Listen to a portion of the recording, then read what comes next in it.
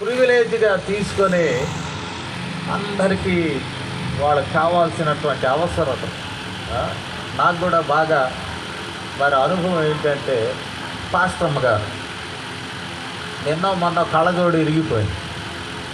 నాకు చెప్తే నేను కోపపడుతున్నాను, కళ్ళజోడు ఎర్రగొట్టుకొని ఎక్కడ కొనుక్కొస్తావు అని.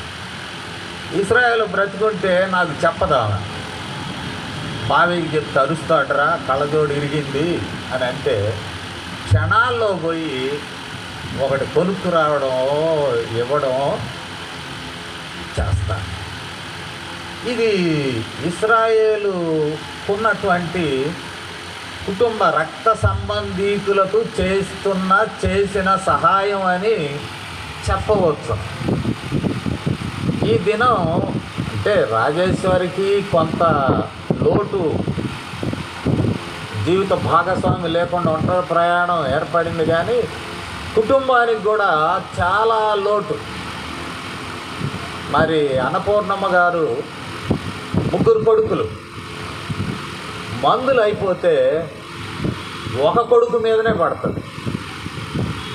పెద్ద కొడుకును వదిలేస్తుంది, చిన్న కొడుకును వదిలేస్తుంది, ఇశ్రాయేలు మీద కోపం ప్రదర్శిస్తుంది.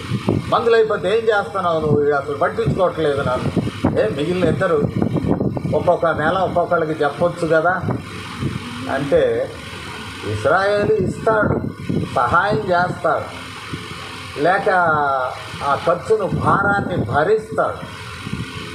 అలాంటి మంచి సద్గుణం ఉన్నటువంటి ఇశ్రాయేలు మరి వేరు చేయబడ్డాడు, దేవుని చేతనే వేరు చేయబడ్డాడని మరి మా నమ్మకం. దేవుడే ఆ సమయాన్ని ముగించాడు అని. ఇప్పుడు 2 మాటలతో నేను ముగిస్తూ ఉన్నాను.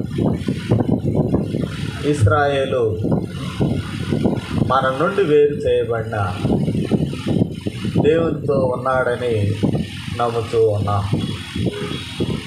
ఇశ్రాయేలు నమ్మకము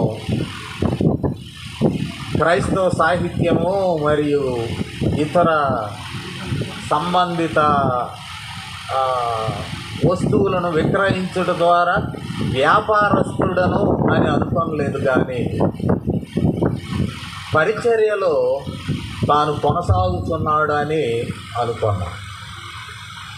లాభం